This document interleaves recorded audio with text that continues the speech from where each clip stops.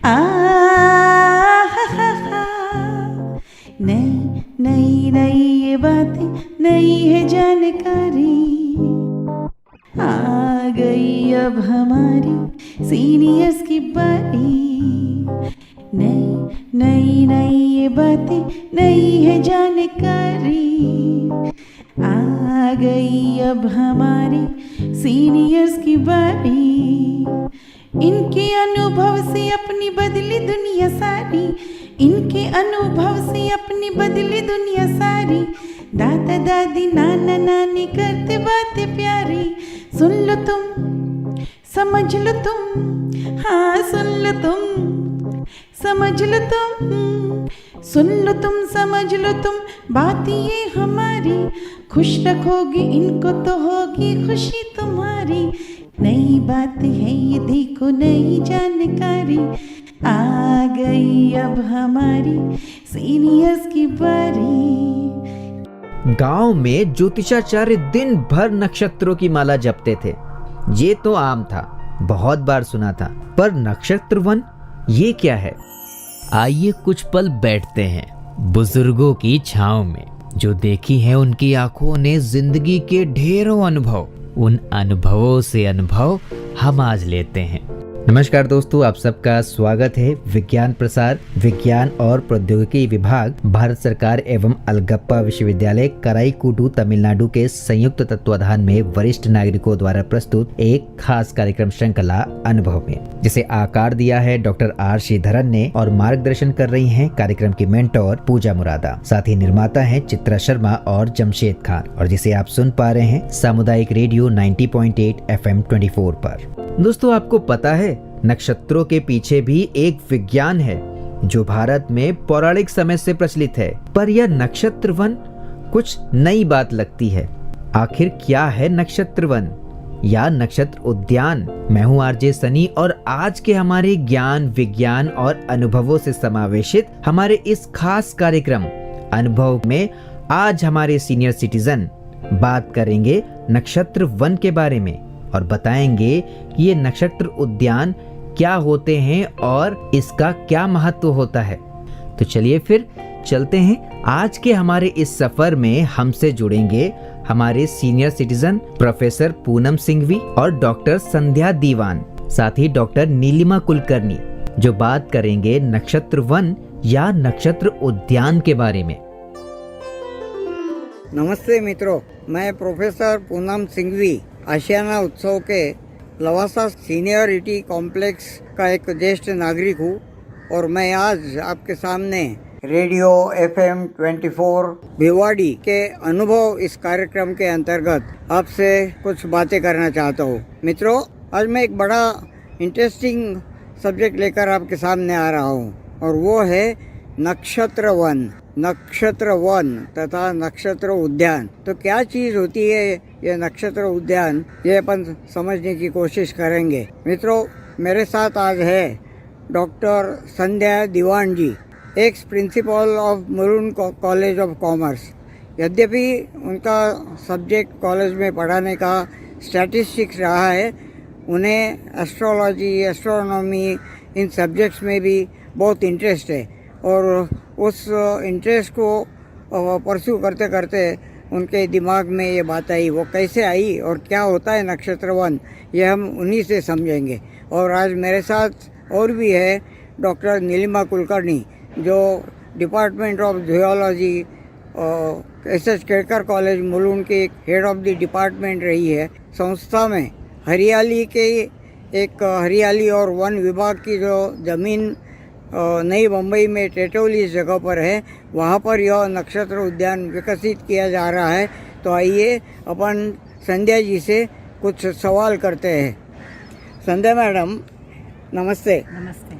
आपके दिमाग में ये संकल्पना कैसे आई और क्या है ये नक्षत्र वन, ये संकल्पना, ये हमें संक्षिप्त में बता दीजिए। नमस्ते। ये बहुत ही सुनहरा अवसर है। मुझे अध्यात्म और उससे जुड़े हुए जो भी साहित्य है वो पढ़ने की रुचि रखती हूँ और इस हिसाब से जब हरियाली संस्था में वनीकरण, सामाजिक वनीकरण का उपक्रम लिया तो उसमें एक भाग हमारे शास्त्रों के अनुसार भी होना चाहिए, ऐसा मुझे लगा। अभी ये नक्षत्रवन क्या है? तो नक्षत्रवन ऋषियों की जो प्रेरणा है उससे उन्होंने नक्षत्रों को नाम दिए, और नक्षत्रों से रिलेटेड जो भी पृथ्वी पर तत्व हैं, पौधे हैं, जो भी जानवर है, उनके विभाग किए गए हैं। और ये सब उनके अनुभवों से उन्होंने ये डॉक्यूमेंट किया है। हर पंचांग में इसकी आपको लिखी हुई जानकारी ज़रूर मिलेगी। 7वें 8वें पेज पे ये जानकारी रहती है कि नक्षत्र वृक्ष क्या है, नक्षत्र नाम, जब हम नाम रखते हैं तो वो उसका अक्षर भी होता है नक्षत्र के रिलेटेड। तो नक्षत्र, मैडम ये नक्षत्र कितने होते हैं और नक्षत्र का मायना क्या होता है? नक्षत्र ये जो है, ये समझने के लिए ज़रा हम थोड़ा रात के समय जब आकाश देखते हैं तो हमें चांद तारे नज़र आते हैं। इसमें चंद्रमा धीरे धीरे आगे बढ़ रहा होता है और पीछे कुछ तारे स्थिर दिखाई देते हैं। हालांकि ये स्थिर नहीं होते, उनकी दूरी के कारण हमें ऐसा प्रतीत होता है। यदि ये निरीक्षण रोज शुरू करे तो पता चलता है कि चंद्रमा की यात्रा में 27 दिनों बाद फिर से तारे दिखने लगते हैं, वही तारे क्रमशः दिखते हैं। अतः भारतीय ऋषियों ने चंद्रमा के मार्गक्रमण वाले आकाश मंडल को 27 भागों में विभाजित किया, और हर किसी भाग में एक संदर्भभूत ऐसा तारे का नामकरण किया गया। वह तारा नक्षत्र कहलाया गया, क्योंकि वह चलने वाला नहीं है, वह घुमक्कड़ नहीं है, अतः उसे नक्षत्र कहा गया। जैसे अश्विनी, भरणी, कृतिका, रोहिणी, ऐसे 27 हैं, और रेवती। मतलब मैं जैसे समझता हूँ, सूर्य को मध्य रखते हुए जो चंद्र पृथ्वी के चारों ओर घूमता है, और बाद में पृथ्वी भी सूरज के चारों ओर घूमते रहती है, उसकी जो गति होती है वो चलने में जो अलग अलग जगह से हो जाती है, स्टार्स के करीब से जाती है, तो वो डिस्टेंस ख्याल में रखते हुए एक शास्त्र बना हुआ है, और वो शास्त्र के अनुसार ये बनाया गया है। जैसे मैं समझता हूँ, नक्षत्रवन का जो एक आकार है वो हमारी ब्रह्मांड के अनुसार बनाया जाता है। क्या वो सही है? हाँ, आपने बिल्कुल बराबर बात पकड़ी है सर, कि सूरज को यदि हम मध्य में रखें और पूरे खगोल मंडल को गोल जानकर उसका यदि हम गोलाकार ये करें पृथ्वी पर, तो जिस तरह से खगोल मंडल में हमको नासा के तारे दिखते हैं, जिस तरह से अभी उसका वैज्ञानिक भी निकला है नक्षत्रों में नाम, प्रत्येक नक्षत्र में कौन कौन से स्टार्स हैं, कॉन्स्टलेशंस हैं, तो उसको यदि हम पृथ्वी पर आंकने की कोशिश करें, मैपिंग करने की कोशिश करें, तो उसका जो आकार है वो गोलाकार ही होगा। नक्षत्र और राशि का क्या संबंध होता है? राशि क्या होती है? क्योंकि आपने कहा मनुष्य प्राणी के जन्म से इसका संबंध जुड़ा हुआ है, और ये जो पेड़ पौधे होते हैं, हर नक्षत्र को कुछ पेड़ जो होते हैं वो प्यारे होते हैं या उनसे जुड़े हुए होते हैं, तो इसका कैसे आप संबंध लगाएंगे? नक्षत्र, राशि, पेड़ और मनुष्य के जीवन से, उसका जीवन में उसका क्या महत्व होता है? इस बारे में मुझे जो जानकारी मालूम हुई है कि मनुष्य के जन्म से पहले वनस्पति इस पृथ्वी पर और ये इस भूमंडल पर थी, और उसके बाद ही कुछ जीव जीवाणु आए और बाद में मनुष्य का एग्जिस्टेंस हमको प्रतीत होने लगा। तो ऋषियों ने जब ये देखा कि आकाश को इस तरह से हमने चंद्रमा के मार्गक्रमण को 27 भागों में बांटकर उसमें एक एक तारे को नाम दे दिया, नामाभिधान उनका कर दिया उन्होंने, तो उसके बाद में उन्होंने ये भी ऑब्जर्व किया कि ये वनस्पति जो है, वनस्पति किसी एक नक्षत्र पे ही बीज में से अंकुरित होता है पौधा। तो जिस नक्षत्र पे वो पौधा अंकुरित होता है उसके बारे में उन्होंने ध्यान से अपनी संवेदनाओं से पता कराया कि ये जो नक्षत्र है इस समय ये बीज अंकुरित होता है, इसलिए ये इस नक्षत्र का वृक्ष हुआ। उसी तरह जब मनुष्य पैदा होता है उस समय जो नक्षत्र चल रहा है, नक्षत्र यानी क्या, तो चंद्रमा जिसके नीचे है वो नक्षत्र, तो जो नक्षत्र चल रहा है वही नक्षत्र उसका जन्म नक्षत्र कहलाया जाता है। और अभी तो ये भी संशोधन हुआ है कि इन पौधों के डीएनए और मनुष्य जो उस समय पैदा हुए उनके डीएनए में बहुत सिमिलैरिटी है। तो ये जो पौधे हैं, जन्म नक्षत्र वाला पौधा, उसकी सेवा करने से उसको उसकी उन्नति होती है। तो संध्या मैडम, ऐसे कुछ पेड़ों का, पौधों का आप नाम बताएंगे, और कोई एक नक्षत्र को कौन से पेड़ प्रिय होते हैं या बता पाएगी? हाँ, वैसे तो इसकी पूरी लिस्ट बनी हुई है और हमारे बहुत सारे शास्त्रों के ये ग्रंथ भी हैं इन पे लिखे हुए, जैसे नारद पुराण, नारद संहिता, उसके बाद में राजनिघंटु आयुर्वेद के, शारदा तिलक, महामरण, और इसमें जैसे अश्विनी नक्षत्र है तो सबसे पहला नक्षत्र अश्विनी, तो ये अश्विनी नक्षत्र का पौधा है कुचला, और इसे हम नक्षत्र वन में लगाते समय पूर्व दिशा में सबसे पहला ऐसा वृक्ष मान के लगाते हैं। उसके बाद आता है भरणी नक्षत्र। अभी ये पौधों को लगाने के लिए एंटी क्लॉकवाइज पौधे लगाए जाते हैं। तो दूसरा नक्षत्र आता है भरणी, और उस भरणी नक्षत्र का जो वृक्ष है उसका नाम है आंवला। तो वो आंवला दूसरा पौधा हम यदि गोलाकार इसमें एंटी क्लॉकवाइज जाएं तो लगाया गया। इस तरह से गोलाकार रीति से क्रमशः जो नक्षत्र आते हैं उनके जो जो पौधे बताए गए हैं शास्त्रों में, अभी उसका आकलन वो संस्कृत भाषा होने से अलग अलग जगह पे अलग अलग चीज़ें नमूद की गई हैं, लेकिन फिर भी लोगों को ने बहुत मान्यता दी है नक्षत्र को, और नक्षत्र का अपने जीवन से पहले बहुत ही संबंध रहा है। एक आम आदमी के देखने में या पहचानने में ऐसे जो वृक्ष आते हैं, कुछ एक 7, 8, 10 वृक्षों के नाम आप बताएंगी? जैसे कि आंवला आपने अभी बताया। हाँ, आंवला है, जैसे फिर औदुंबर है, जामुन है, फिर उसके बाद में खैर का वृक्ष है, पीपल का वृक्ष है, वट वृक्ष है, अर्जुन का है, बकुल है, फणस है, उसके बाद अर्क यानी जिसको हम लोग रुई का पौधा बोलते हैं वो है, शमी है, कदम्ब है, ऐसे निम्ब वृक्ष है, ऐसे मोह का वृक्ष है, ऐसे 27 वृक्ष। बहुत अच्छी जानकारी संध्या जी आपने इन वृक्षों के बारे में दी। भारत में कौन सी जगहों पर ऐसे नक्षत्र वन बनाए गए जो विकसित हुए, ऐसे आप बताएंगी?